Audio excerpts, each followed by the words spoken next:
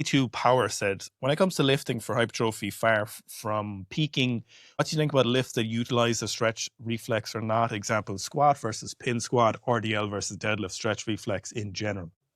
First of all, it's important to think that the use of the stretch reflex doesn't negate hypertrophy benefits of that. And the looking at tempo as an improvement in terms of hypertrophy outcomes is pretty minimal. Changing tempo doesn't make a massive difference. Now, that said, you need to think about what are your purposes and what are your goals for training. If your primary goal for training is and always will be hypertrophy, building muscle above all else at the detriment to lifting quality, technique, or any other lift you're doing, you have a couple of considerations for how you select exercises. Mainly, you need to think about, does this exercise execute the primary function of the muscle that I'm trying to do? So, for example, if you're trying to grow your legs or your quads specifically, does the exercise you're doing allow you to focus on your quads and allow the quads' primary function to take effect? Then the other thing you need to think about is, can you progress this exercise that you've chosen to do the muscle's primary function? Can you progress this in weight or in volume over a meaningful time frame? So, for example, I could do banded leg extensions, but realistically, the amount of weight and tension and progressive overload that I can incur while doing band resisted leg extensions is going to be pretty small. Whereas then if I look at something like belt squats, I might be able to load these up indefinitely. Or if I look at something like back squats, can load these technically far beyond what my ability to do that would ever be. And they need to look at, can you do this over a meaningful time frame? However, with pretty much everyone we're dealing with, or anyone in a circumstance where they would be entering a hypertrophy phase, we're always going to be going back to some kind of athletic endeavor or powerlifting. That was a joke. I was just messing.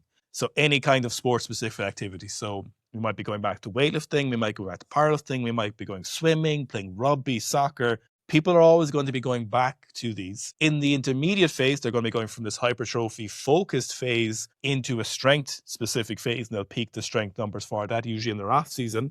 But when we're doing a hypertrophy phase, it's always utilizing, or primarily utilizing with some variation, the main exercise that we're trying to peak. So if we're peaking our back squat, we're going to be doing higher volume work with the back squat in the hypertrophy section or phase one of that off season.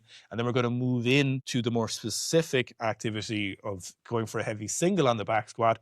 But we don't want to get too far away from the movements that we want to be using, because we're going to lose some familiarity with them. We're going to lose some skill with them.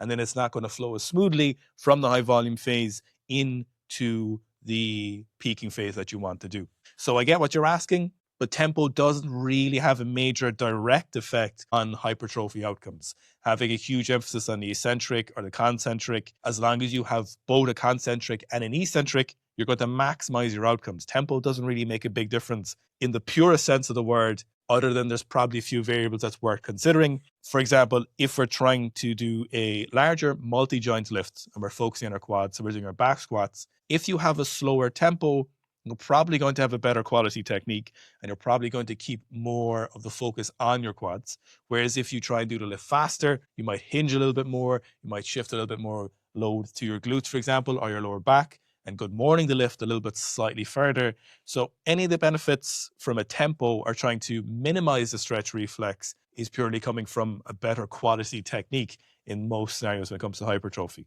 So people we deal with, the answer to your question is no, there's no reason to do that. Or you could do that when you're doing a hypertrophy phase, you add in extra movements that might have a bit more focus on hypertrophy, or you might do a little bit more of those while still doing the main lifts first.